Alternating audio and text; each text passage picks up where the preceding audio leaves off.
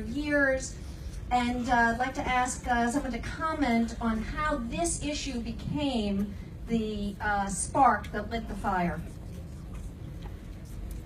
When I first began teaching in 2012, the insurance, in my opinion, was excellent because I had worked for 1 year in Kentucky and I knew that their premiums were, although they were being paid $5,000 to $7,000 more per year than we were, then they still had to pay much more for their insurance. So it balanced out.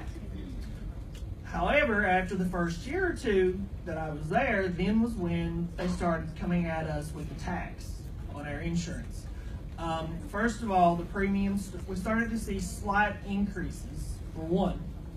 And another was they enforced this Healthy Tomorrows policy. So the next thing you know, we get a paper in the mail that says, you have to go to a doctor by such and such date. It must be reported. Your blood glucose levels must be at a certain amount. Your waist size must be a certain amount. And if it is not, you don't meet all these stipulations, then you get a $500 penalty on your out-of-pocket deductible. So luckily for me, I eat everything I want, but I was healthy. My wife, on the other hand, who eats much better than I do, salads almost every meal, has high cholesterol, so she gets that $500 slapped on her just like that. Okay, so that was how they started out. In the meantime, we have been filling these out for a year or two, and they keep saying, you have to go back every year and be checked. And then comes the event that awoke the sleeping giant. The PEIA board, which is our public employee insurance agency that represents the state of West Virginia, it's just a board of 4 to 5 individuals that are appointed by the governor. They're not elected. They have no one that they answer to. They just come up with these things on their own. So they come to us and they say, we're raising your premiums. This was somewhere between November and December of this past year. We're raising your premiums.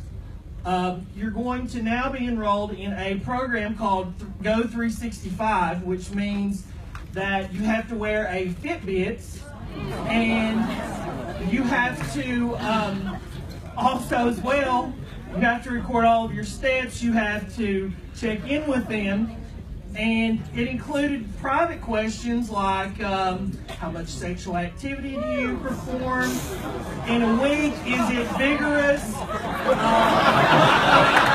of these things that they wanted us to report on our personal lives, and that was all included, okay? In addition to that, we had to report all those things, and if we refused to wear that Fitbit, report all of our steps, or if we didn't make our steps, we were going to be charged an additional $25 per month. So when everyone sees this, along with the increased premiums, then they've also introduced a couple more bills to go along with that, because the PEIA board, they have the final say. Whatever they do, it's not voted upon by the legislature. It is basically just law once they decide it. But in the meantime, we had our legislator, which were presenting these bills. We were currently on a plan of 80-20 that we were paying out of pocket. Well, they had proposed a bill that would double that and make us pay 60-40.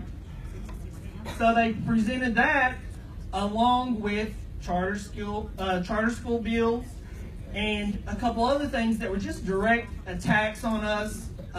We had been going by a process of seniority for several years, and they also introduced a bill to eliminate seniority to where it was up to the superintendent whether or not you got to stay in your position. It was up to the principal, and regardless if you were there 30 years or you were there for your first or your second year, they were trying to tell us, just up to your principal. They decide, superintendent decides they don't want you to go. You've been here for 30 years. If you've got a master's degree plus 45 hours, you're gone. It's up to them. Your seniority no longer matters. So those things combined with the insurance is actually what got this movement going in our state. That's enough.